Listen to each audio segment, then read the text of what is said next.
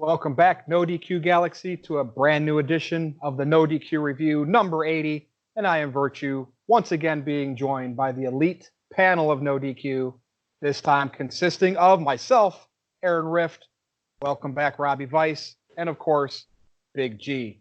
What's up, everyone? Hey, I'm going to start with you, Rob. You were off last week, and it hurt our views. So what's up?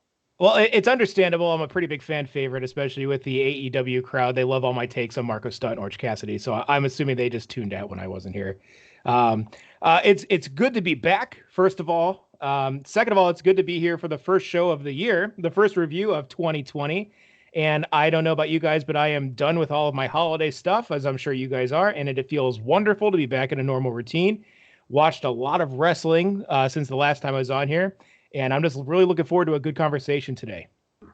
Hey, how do I sound, by the way, Rob? Does it sound like I'm in a bathroom or anything where it's echoey or tinny or anything like that? No, you sound pretty clear. You sound like you're in a normal room. Well, I had some mic issues, and I know the NoDQ Galaxy is pretty critical to make sure we have decent equipment since they got to listen to us. Hey, Aaron, what's up, man? I like the shirt. I'm doing well. Well, thank you for that. I appreciate it. I'm looking forward to today's video. We got a lot of topics, and I do have an announcement regarding the NoDQ review coming up, but that'll be at the end of the video, so stay tuned for that. Big G, how you feeling? I heard you lost your headphones. Yeah, I was doing a podcast yesterday with good old JM, put them back where I usually put them, and trying to do this review with you guys, and I can't find them, so I'm going budless tonight. All right. Well, when in doubt, blame Jeff Meacham. I like that hat and hoodie, man. I appreciate it. I've been playing Link's Awakening the past couple of days, and I'm really, really into it. Sweet. Topic number one, I'm going to start with you, Big G, because you're the expert on NXT right out of the four of us here. So yes. Here's a topic, NXT happenings. Now, I'm aware Johnny Gargano is feuding with Finn Balor. Is that the direction we're getting? Yes. Keith Lee is going to be challenging Roderick Strong for the North American Championship. I'm not giving out spoil. Oh, yeah, that's right. It's live every week, right? And then we got great women's division in NXT. So what's the biggest, hottest happenings, in your opinion, right now in NXT that rivals AEW Dynamite? Well, I am enjoying the whole Johnny Gargano and Finn Balor, even though we're not getting that until February when they're doing TakeOver Portland, which Aaron won't be there live, unfortunately, because he's in Michigan now. Yeah. They're doing great stuff. I like the heel Balor coming as the Prince. Keith Lee is just freaking amazing. He's not a star. He's a star in the making. If he wins the North American Championship, which might happen, then I can see him going on to do great things. If not, I could see him possibly being a surprise in the Royal Rumble and, going face to face with like Roman Reigns or something like that, or Brock Lesnar, have that stare down. The women's division is just hot right now. We didn't have no Shayna Baszler last night. That was kind of sad for me. But, Rhea Ripley, man, whew, tell you what, she's a badass too. Hey, is the Dusty Classic going? That's going on too, right? Yeah, the Dusty Classic. That always excels every single year. We had Imperium advance and Undisputed Era advance, and next week we're gonna be seeing Alex Shelley make his NXT debut with Kushida in the Tag Team Classic. What were they called? The Time Splitters, I think. Time Splitters, yes. Probably not in WWE though. Probably not. So it'll be interesting to see Alex Shelley in there. And, I'm just looking forward to NXT in 2020. AEW, I thought, did okay yesterday, but I think even though it won the ratings, I think NXT was still the better show in my opinion. Well, good takes. Robbie Weiss, I know you always have a lot to say about AEW. So what do you think about NXT here? You know what I miss? And I know he's hurt. I miss Velveteen Dream. I think we all do, yeah. I think I had a lot of my eggs in his basket, and he gets hurt. And it's like, what do you think? I thought NXT this week was a fantastic show. I think the way they're building up Keith Lee, and they keep doing the thing where he just rises into the frame. I guess that's his new shtick, and I enjoy that a lot. the women's division is just absolutely phenomenal. It's the best women's wrestling in the world right now in NXT.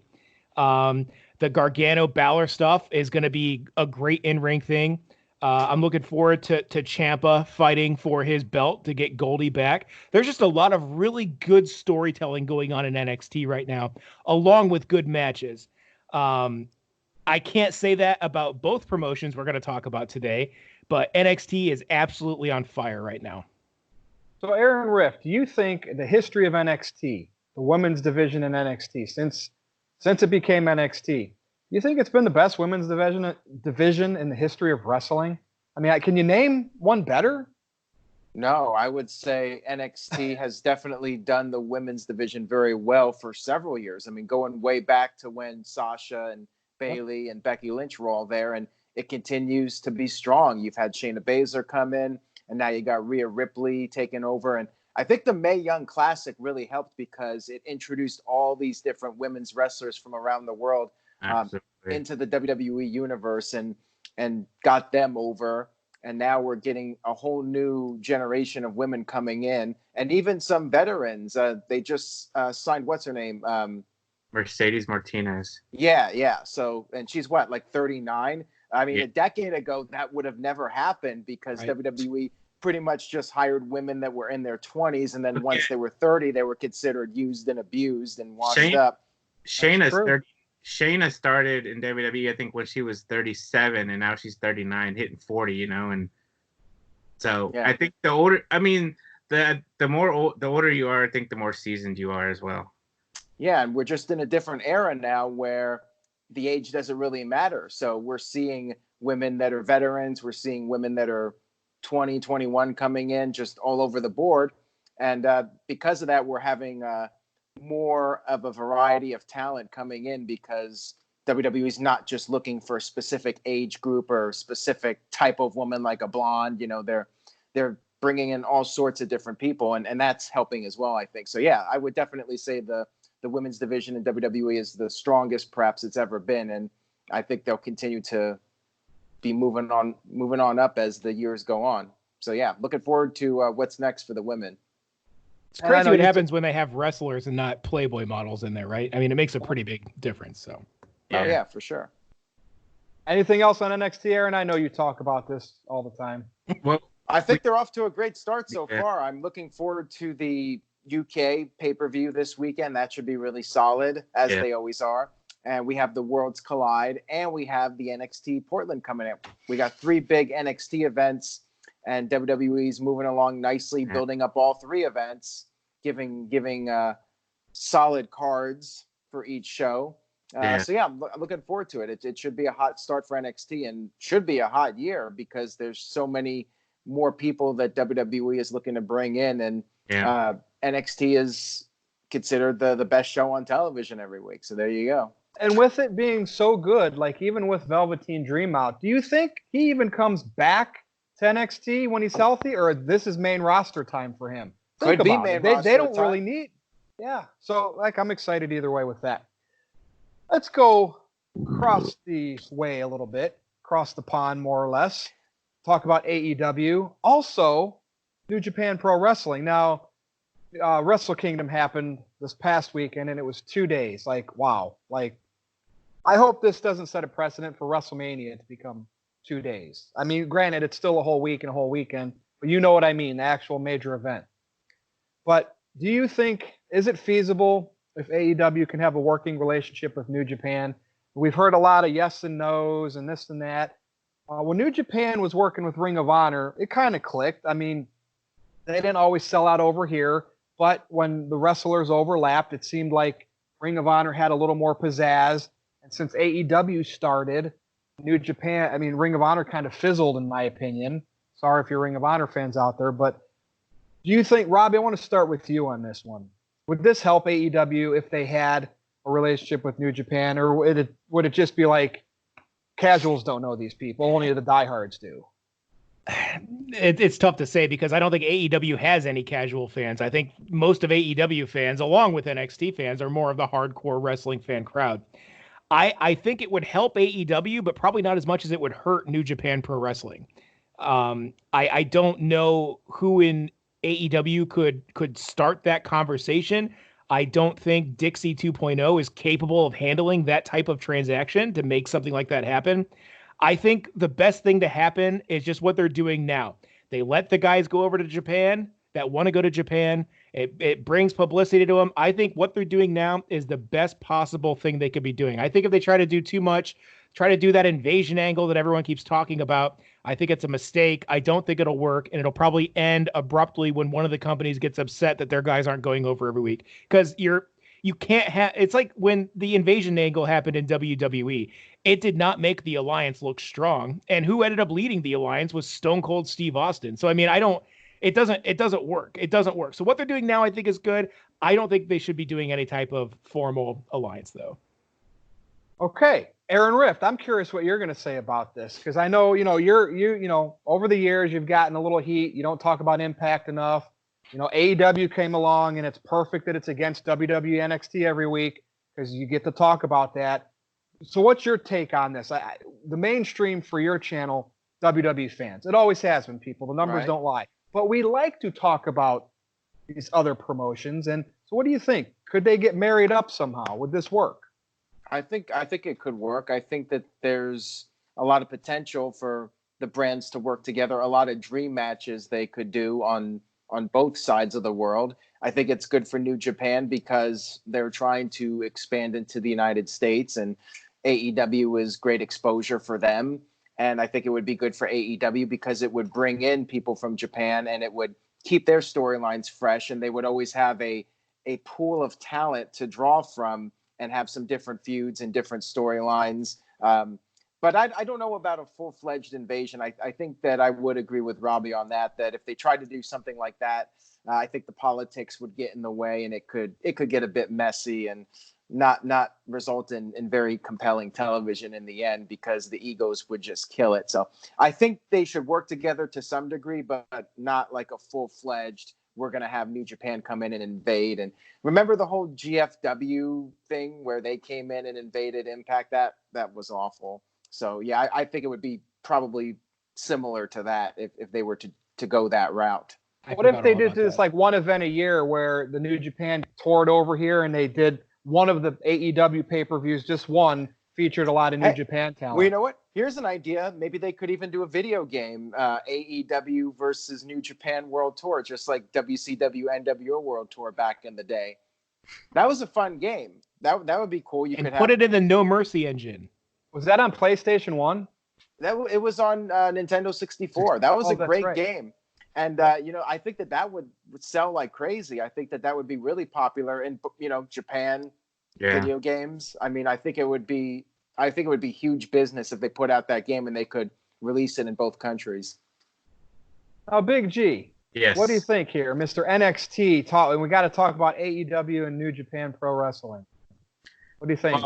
Well, you know me, I'm not really a big New Japan Pro Wrestling fan. I really don't get into it as much as the New Japan Wrestling diehard fans are. But, what they're doing now, like Robbie mentioned and what Aaron mentioned, just going over there every once in a while to have matches.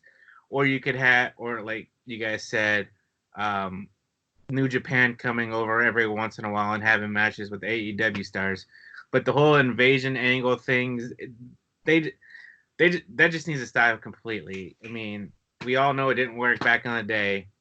That's my take on it. Not much else to say about it. But they could all wear the same shirt, so we know what team they're on. Oh boy, wouldn't that be fun? No, I'm kidding. So Shayna Baszler ever left WWE and went to work for AEW and or New Japan so she could wrestle at Wrestle Kingdom, then what would you think? Then I'd watch it because I'm a Shayna Baszler fan. Okay, so you're loyal to the wrestlers that you like more than the company. Okay, that's fair enough.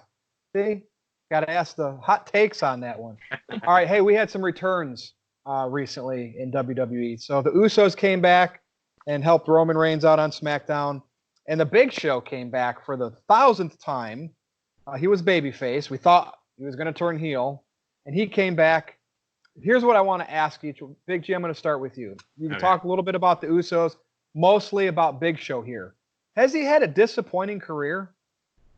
Not, you know what I mean? Like, it's just, as a true giant, he didn't get the love like Andre got from Vince Yeah. McMahon. In WCW, he kind of did. What do you think? All right. Well, regarding the Usos, I'm glad they're back. You know, I'm a big fan of the Usos. You know, did they get a haircut because he had to go to court, or was that just like a new look for 2020? Sheamus came back as well. You know, he looked pretty jacked. And who else That's came right. back? Good point. Who else came back on SmackDown? Oh, Morrison. I really don't care about because that was just more of a backstage We've segment. talked about him though. Yeah. All right. So Big Show. WCW, he had a good career. Early WWE, you know, he had a good career. He won the WWE title a couple times. You know, he was tag team champions with the Undertaker at one point, I think. I think when it started getting into like the 2010s decade is when his career started. I think it was a downfall because they would turn him face, heel, face, heel, face, heel, you know, back and forth. And what was it? Almost 2 years since we hadn't seen the Big Show on TV because he had hip surgery or something like that. So I was happy to see the Big Show back. You know, I've always liked the Big Show. You know, if he's a heel, he's a heel. If he's a face, he's a face. I'm always gonna love the Big Show. Aaron, let me ask you this: every time the ring is broke, you know, they gimmick the ring in WWF. Was it always a Big Show match? I can't remember that. I'm pretty sure because it was Big Show and Lesnar, and then Big Show and Mark Henry, and then Big Show and Strowman. So yeah. So there you go. What's your take on this? On the returns like Sheamus, Usos, Big Show, and Big Show's career? Well, I'm happy that they're all back. It just freshens things up, and it's nice to see these guys come back. All of them are talented. Glad to see the Usos back, but I'm worried, of course, about their history and if there's going to be more issues. Hopefully not. Sheamus, glad to see him back. I just want to see his old music come back as well. I thought the Written My Face was a great song. And John Morrison, I think that has a lot of potential. Him and The Miz, I want to see them raise hell on SmackDown and I want to see them do like a DX type run where they just take over the place and they just get in everybody's storylines and just make a huge splash. I want to see Morrison utilized. If they're going to bother bringing him back, you might as well go big or go home. And I think Miz really needs something to get his career back into high gear after a pretty disappointing 2019. And Big Show, I'm happy he's back. And I think that the booking did hurt him a little bit. But overall, the guy had a very lengthy career and he did a lot. He was around for a long time. He entertained fans in the 90s, 2000, 2010, and all the way to 2020. I mean, not many people, especially somebody of that size, has that kind of longevity that the Big Show has. So definitely Hall of Fame material. Robbie Weiss. Hi. What's up? Hey, much. So when it comes to the Usos, you just got to start off and say, just don't drink and drive. I think it's safe to say you shouldn't drink and drive. Don't do drugs and drive. Don't get in the car with your brother if he's doing drugs and driving, and they're going to be fine. I would like to see them do a stable with Roman Reigns. I think that could be really interesting to have just kind of a badass Samoan faction, the family, or whatever they want to call it. As for the Big Show, I'm going to say the Big Show had a fantastic career. And piggybacking off what Aaron said, I mean, this guy, for being as large as he was, to have the longevity he's had, you know, when it comes to the Giant, to Paul White, to the Big Nasty Bastard, to the Big Show, you know, all these iterations that we've had of him, he's always been entertaining. He's grown so much as a performer over the years, and he's a grizzled veteran that I'm sure they're glad to have in that locker room. And the only thing I will say is, yeah, the booking, I think, hurt him with the constant turning face, turning heel, but it became such a meme. It became part of wrestling culture. And I think when you can transcend storyline to actually have memes and just things that will last about you forever as a person, that's not like a bad thing, that's a great sign. So I think the Big Show he's definitely a Hall of Famer. If they had ballots, he'd be a first ballot Hall of Famer. I mean, let's be real. But yeah, I'm a big Show fan, a big Show fan. Yeah, and think about all of the main event feuds he's had. He's been in the ring with Hogan, Flair, Austin, Rock, Undertaker, Cena, and the list goes on all the way up to Roman Reigns. I mean, pretty much a who's who of wrestling over the past 25 years now. It's crazy. I think for him, it was WCW and early WWE. And then after that, it's just been so watered down. I think he peaked at the the funeral where the boss man dragged his dad's God. casket. I mean, not his fault, but that's where the booking to me for him just kind of, because he was a big force in WCW, and then of course when he first came over, was one of Vince's guys, I believe, right, kind of against the Austin and stuff. But again, yeah, great career, the longevity is there. It just to me doesn't. I don't see Big Show up there with Andre's image, and it's kind of, but it could have been, booking would have helped that. But nonetheless, what do you think, NoDQ Galaxy? Comments are below. Let's talk a little bit about CM Punk, like we always do. Went off the rails this last couple of days with a tweet, and we won't get into what the tweet said or anything like that, but it was directed at The Miz. The Miz did a little shot at him. I think it was on WWE Backstage, and what did Punk say when he debuted on that show? He said, like, he's gonna change the culture. Yeah, and then of course Miz got a little jab in, and it's like, all right, this is what wrestlers do. And then Punk just had this pretty bizarre tweet towards the Miz, and I'm sure everybody's read it on NoDQ.com. Big G, what's your thoughts on this? Is CM Punk working us, which I don't think he is because he deleted the tweet, or is he just that insecure about the wrestling business? I mean, CM Punk, I think he's been out of the wrestling ring for almost 6 years now? No. He's always been clever though with what he said and what he's tweeted. This was just like intoxicated rage. Yeah. He doesn't drink because he's straight edge. So you know what I mean? Everybody is entitled to their own opinion, and Punk is just being Punk. He could be insecure because people are passing him by and people still want to remember CM Punk. So he's trying to do everything in his nature to stay relevant still, even though he's not working with a major wrestling company right now. Okay, now Robbie, I'm going to tell you this. CM Punk's a great worker because you never know when he's serious or not. I mean, he worked the UFC for millions of dollars to get his ass kicked twice. I mean, he worked Dana White. So, what's your take?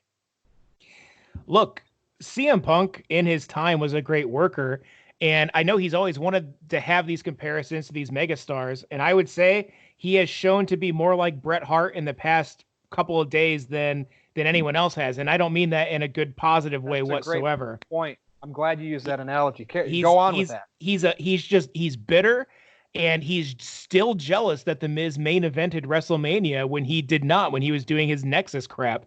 So guess what, dude? The Miz earned that spot. The Miz did a great job in that spot, and the Miz didn't take his ball and go home the minute something didn't go his way. So if you want to be a petulant child and start throwing temper tantrums on Twitter, then by all means do it, but no one cares about you anymore. You're not relevant. You tried to do UFC and failed miserably. Yeah, dude, you did it, and that takes a lot of balls, but dude, you're not a good fighter. You don't wrestle anymore. All you do is sit back and criticize the new generation and people that were your peers. So I just think he just needs to grow up. I think it's time for CM Punk to just swallow his pride, admit that his career's over, stop dragging the fans along, and just grow up. No, that's interesting that you said that. Aaron, you and I both know, and this is all a CM Punk thing. He's got life. He could turn any of this. He could become a top heel. People don't want to see him anymore because he's left them. He's abandoned his fans. Somewhere in his mind, he has to know he can come back in this business and make one last splash. Not just because the websites would love it, but I think he has a lot of haters he's created by leaving the business. He should come back and stick it to him because you and I both know he could come back and be the biggest topic since he was the biggest topic. What do you think, Aaron? Absolutely, and we're still talking about him. The thing is, it's funny how tweet. It's funny how so many people turned against him with that tweet. Like everyone was all excited about CM Punk coming back on Backstage, and then he goes off on Twitter, deletes the tweet, and now everyone's calling out CM Punk, saying that he needs to go away. I mean, man, I was shocked with that. I was absolutely shocked with that. I was too. Well, we all know the fans are fickle and whatnot. I think that it's a sign that Punk can get a reaction out of people, whether it's good or bad. And I would say he is still relevant. And there's money to be made if he wants to come back. I'm not sure what his motivation was with that tweet. I mean, who knows if there's some kind of bad blood in real life between those two guys? Like, I don't get the tweet as far as him working. So the question is, was he really mad about it? And I feel like there would have to be more. Like, I just can't imagine that he would be that much insensitive to react that way. So I don't know. I don't know what the deal is with him. He hasn't really commented on it since, and everybody's been quiet. Miz has been quiet. There's been no follow-up on it. I guess we'll see what happens on Tuesday. He's supposed to be on Backstage this Tuesday. I think it'll be very telling what he says or doesn't say if he even shows up. And if he doesn't show up, that will also be very telling. So I'm looking forward to Tuesday now. I mean, maybe that was the point. Maybe the point of it was to get some buzz for Backstage. Very well. Hey, and we talk. I pretty much have him as a topic almost every week. So, how about this one? Lesnar. We got to see Lesnar, right? First Raw of the year or New Year. Was it the first Raw of the New Year? Yeah. I believe so. And he comes out, and Heyman comes out, and he's the WWE champion. And what does he do? Big announcement. He enters the Royal Rumble at number 1. So I didn't know you could pick. I thought that had to be an authority figure, right? And then, of course, he's not defending the title. So there was some initial confusion there. But he's coming in at number 1. And this is what's interesting. And we'll talk about this, I'm sure, when we have to do predictions. Where does this lead? I mean, nobody, when we talked about Lesnar last week or the show before, we never even thought he'd come in and enter the Rumble like this, especially at number 1. Robbie? It's something different, and I'm going to give it to WWE for doing something different. I expect him to probably eliminate the first 5 people as soon as they run out there. Just F5 and suplex them until it's almost time and throw them out of the ring. This tells me that there's going to be some type of big debut or return at the Royal Rumble, that somebody is going to come out. And you know what? As much as people would hate it and they would crap on it, I would love it if Lesnar just eliminated one by one every single person that came out until number 29. Have that be a big return and have them eliminate Lesnar just to drive up. I think that would create I'd be such a boring Rumble, but as I'm sure I've said before, I am not a fan of the Royal Rumble match. I find it to be very boring. Outside of who's going to come out, the match itself to me is boring. I like it when they count down from 10 and someone comes out. Outside of that, I don't care. So if Lesnar wants to squash every single person that comes out until 29, I would be all for it. Now, Rob, to fix that boring, we never should know who number 30 is, okay? Right. And if they can always have like the last 4, like the top 4 contenders where you could literally see any of them win, that's when it's a fun ending. Correct. Of the Royal Rumble. And they just, over the last so many years, they just don't do that like they should. Yeah, they should have 4 people at the end that could be a viable champion. But unfortunately, it's going to be one person with 3 people that no one will ever expect to fight Brock Lesnar. And that's how it's going to end, probably. All righty. Aaron Rift. Well, I think that it's definitely, like Robbie said, something different.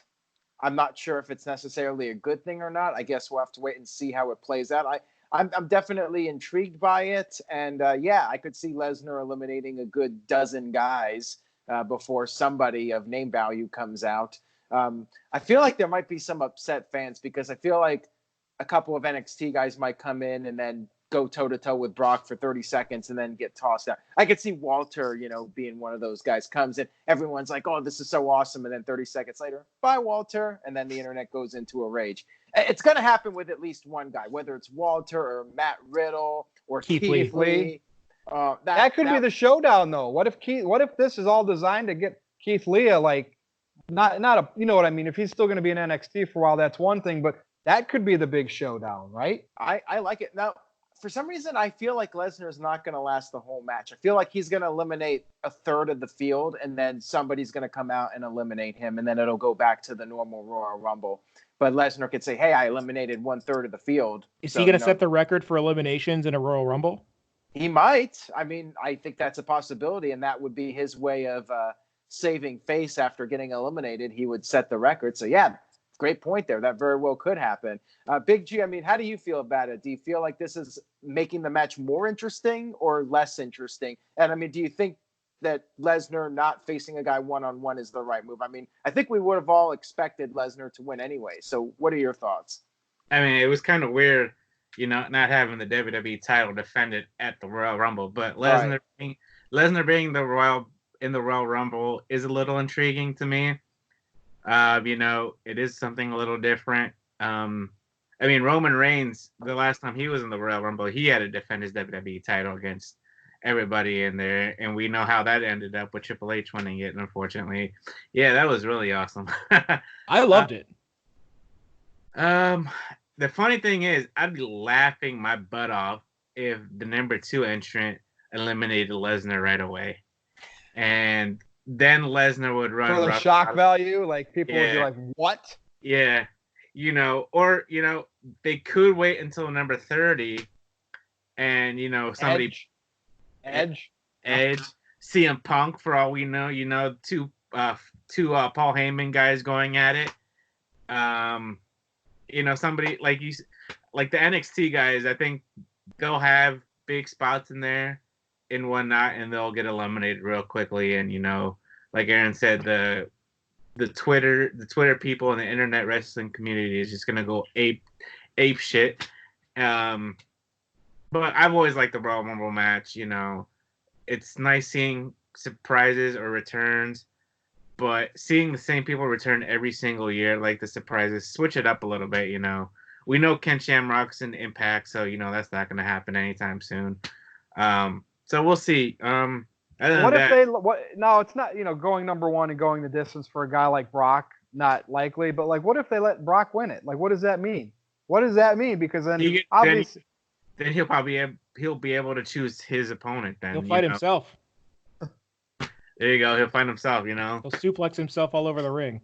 But, we'll talk more about Royal Rumble, obviously, as it gets closer. Hey, Damien Sandow did it, when he was with The Miz, so why not? Al Snow had a hardcore match against himself. There you go. See? The precedent's been set. Anything's possible in the World Wrestling Federation. Oh, wait, that's 20 years ago. Everybody good on that topic so we can get to the main event? I know Aaron wants to wrap things up. Last thing I'm going to say, NXT is going to win the Royal Rumble. That's just the last thing I'm going to say is NXT will win the Royal Rumble this year. Like the last person or just overall? They're going to win someone from NXT is going to win the Royal Rumble. Interesting. Velveteen Dream. All right, main event. Big G, I'm going to start with you. This bothered me. They built this Moxley thing up in AEW for the last month. Jericho, join the inner circle. Finally this week, they paid it off. And initially, he joined it, and he had the shirt on. And I wanted it to end there. I wanted to go into this review this week where we were saying Moxley is the newest member of the inner circle. And they don't understand weekly episodic television. Now, is that an NWO play type thing? Absolutely. But it's already done and over with. Now, basically, you could have said Moxley was number 1 contender to Jericho's title. Big G, what do you think? I think they dropped the ball with this. Yeah. I think this should have went on 3 months, even if the whole time it was a work by Moxley just to get to Jericho, to get in the inner circle, right? To get close to your enemy and then do the swerve. This could have been great episodic television. You could have even made some fans believe it. You could have had Ambrose driving around in the new car. Great segments, beating up people that you wouldn't expect them to beat up. And nope, they couldn't do it. It's like they're afraid to do anything creative, to do anything Vince Russo-like, Eric Bischoff-like even. Yeah. What do you think? Well, to be honest, that's the only thing I watched from AEW last night. I'm enjoying Moxley, and I'm enjoying Jericho in the inner circle. Now, the whole thing with Moxley joining the inner circle, I like that. 5 minutes, I believed it. They should have, like you said, build it up. Have, when they want to get closer, start having tension between Moxley and the inner circle. Start beating up Sammy and Jack Hager and Ortiz and oh my God, I can't think of his name now. Pride and Powerful or whatever. Have Moxley go through them to get to Jericho. And then have the blow off match in 3 or 4 months and have Moxley get over Jericho and win the title. I don't know if AEW was scared and they blew their load too early and said, you know what? Well, now hold on a second. You're saying have Moxley fight all those guys? I was talking about him actually joining the Inner Circle and being with them in unison. That's what I said. Have him okay. join the Inner Circle, and then down later in the month, tension rises between Moxley and the Inner Circle, and he has to face everybody to get to Jericho, since Jericho is the GOAT. And him busting him with a little bit of the bubbly, okay, that was cool. But in the end, I think they should have waited, like I said, 3 or 4 months to build up this feud between Moxley and Jericho, and they decided not to. So we'll see what happens next week. All right, Aaron Riff. This has me leading to believe that the reason why they did it this way is because Moxley is going to be the next AEW World Champion. Like, what do you think of this whole scenario? I was upset that they didn't let this last. Well, I think you make a great point there. Like, they could have dragged this out a little bit. See, I did like the ending. I like the bubble being used. I just felt it was so predictable. Robbie will probably say that. I get what you're saying, and I think what's going to happen is Moxley's going to crash the Jericho cruise. Like, that's going to be what happens. Moxley's going to ruin everything and just totally destroy the cruise ship, and he's going to go on a rampage. That's going to be their big storyline for that. Like, to me, that's what makes sense to build up Revolution, and that's what's really going to get to Jericho. Now, see, what I'm thinking here, what they should have done, now that you guys have been talking about this, is that you could have had Moxley pretend to join the group, much like what Sting did when he joined the NWO, put on the shirt, and then stood out there with them for a couple weeks, and then at Uncensored, he completely went to town on them.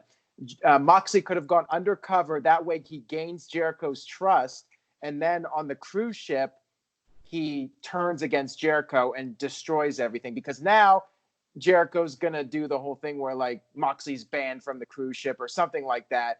So it's going to be more obvious that I like way. that, Aaron. I would have took that too. Just not 5 minutes. Like, it's over. I think it would have made it's a feud. I think it would have made great storyline sense. Moxley joins, but he's undercover, and he's having Jericho trust him, and Jericho's guard is down. And then at the cruise, Moxley gets on the ship, no problem, of course, because he's part of the group. And then that's when he snaps and destroys everything and raises hell. So I think that they should have thought it out a little bit more. They could have dragged it out more, since we still have over a month until the pay-per-view. So what are you going to do? I mean, you obviously have the cruise ship storyline, which I'm anticipating is going to be a lot of fun. So I'm hoping they go all out with that, so to speak. And, that's really entertaining. So as long as that's good, then I think I can overlook whatever they've done up to this point. But I mean, still overall, I think Jericho and Moxley have been doing the best stuff on AEW television over the past several weeks. And that's true. I mean, I guess it could always be worse, but I always want more. Robbie Vice, go for it. I mean, is this direct from Dixie Carter Jr.? Like, this is Dixie. It's not creative. Like, him going 4 weeks before giving an answer, and then he actually said, yes, I'll join with the shirt. And then it was just over so soon. That's really what upset me. I loved him saying yes. You know what I mean? I marked out. That's right, NoDQ Galaxy. I marked out for Moxley saying he joined it, because I was like, damn, this might be good TV. And then 5 minutes later, I had that hunch, like, oh, this isn't going to last. And it didn't. Go. Jacksonville Dixie Carter definitely had a lot of impact on this. It just had it written all over it. I didn't think it was a bad segment. I mean, I thought it was fine. I was, again, for a company that it tries so hard to be WCW 97, I don't know how they let this one go through. I think that, and I kind of talked to you about this earlier, Virtue. I think that Moxley should have just joined the Inner Circle straight up, not as a ruse, as an actual member. And then over the next couple of months, start to either plant seeds of doubt of Jericho into the other members, get himself a #1 contender spot, beat Jericho, have the Inner Circle turn on Jericho, which would be, 6 months, 7 months after he's kind of been doing his whole Inner Circle thing as the leader. You instantly have a mega baby face. Ambrose, Moxley, whatever you want to call him, is a much better heel than he is a face. And I think he would do really well in that role. And now you have another avenue for the stupid 4 horsemen of AEW to show up with Jericho, Cody, Arn Anderson, and someone else. Bravo, right. So I do this for free, guys. I don't know why I'm not being paid for this, but it reminded me they could have had that Hogan and Savage always had that in the NWO, where Savage was always number 2, but he was just underneath them, and then tension would always go up. They'd start poking each other, talking about the pecking order, brother. And it was always good TV. So I think that would have been better than what they're doing. But I will say, Aaron, I do like the idea of them being trapped on a ship with Moxley doing all his shtick and craziness, and there's nowhere for them to escape. So right. Jumping you know what I mean? overboard with the life right, vest. yeah, you could have him show Sammy Guevara overboard. I mean, I think there's a lot of cool things you could do with that. I wish they would have went with what I thought they should have done, but I think that's what every single armchair wrestling fan does after every single show. So I digress. Good discussion. I mean, what do you think, No DQ Galaxy? What do you think? Did you like how they did the Mox? I joined. No, I didn't. Or would you have liked it to play out a couple of weeks, a couple of months? Let us know in the comments below. That's it for this week, guys. I mean, we're getting, 20 episodes away from 100. Yeah. So let's tell everyone goodbye. So, Big G, I will start with you. Time to do your plugs. So, nodq.com/Big G takes you to my Twitter page. NoDQ_Big G on Instagram, Jeff Hillis on Facebook. And I'm going to plug for good old JM. Go check out his podcast. If you have Anchor or Spotify or Google Play, go listen to his podcast. Very good. I think tomorrow he's going to be putting out NXT TakeOver Blackpool 2 predictions, which I was on. So, if you're on the way home, driving to work or from work or wherever, take a listen, enjoy, support JM. And that's it for me. Robbie, take it home, brother. You guys can follow me on Twitter at NoDQVice. Again, I was gone last week, so you guys got off easy. I want to have conversations in these YouTube comments. Make sure you're checking back every couple of hours because I am going to say things. People are going to get upset, but we generally have good discussions. I recently bought a PS4, so if you follow me on Twitter, you can find out my PS4 ID, and we will play some games together. Again, guys, let me know, am I the smartest guy in the room or am I just a jerk? It's hard to say. I lean towards the former. Aaron, I know you had a big announcement. I'm going to hand this off to you. Shirt, by the way. We need the Robbie Vice shirt that says that. The Robbie Vice shirt. That's right. Smartest guy in the room. But Mr. Rift, I know you had a big announcement that you waited this entire video, and we're all building here anticipation. So what is this big announcement from the boss of NoDQ? All right. So as you guys know, a lot of the content on NoDQ.com is live. However, this series is not live. It looks like that's about to change. We're in the final stages of setting up the ability to live stream via Skype. So the current plan is for next week, next Thursday night, 7:00 Eastern time.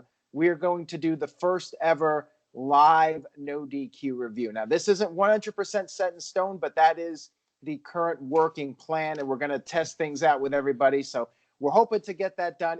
It might end up being a total train wreck. It might go very smoothly. I don't know, but we're going to try to take that next step and go live. So that way you guys can feed us topics. And if there's something wrong with the video, you can call us out on the spot. If Virtue's trolling too much, you can call him out on the spot. If Robbie's being a jerk, you can call him out. If Big G's agreeing with us too much, you can call him out on the spot. And if I'm just being annoying in general, you can call me out. So stay tuned next Thursday night. That's the working plan, 7:00 Eastern time. And if we have technical difficulties, it might end up being 8, who knows? But that's the working plan. And regardless, if there's not a live show, we'll have another tape show for you. So stay tuned. Let us know what you think and just spread the word. Give us some feedback and stay tuned. I love a cliffhanger, Aaron. So I'm hoping it all works out. It's all up to the technical aspect of it now. So thank you, Aaron Rift. Thank you, Robbie Vice. And thank you, Big G. And everybody else that's been on the review in the past, TJS, Vito, Jexy, right? We've come 80 episodes in, and we want to keep going. And, hey, we can change up the moderator once in a while, too. Put the pressure on Robbie Vice. Now, Aaron likes to pass it off because he does all of that on his live videos. But if you want Robbie Vice to moderate some of these ones, especially when we go live, let us know. But I'll still be on the video. So we'll see you next time, and hopefully it'll be live. Oh, follow me on Twitter, @NoDQ_Virtue. See you next time.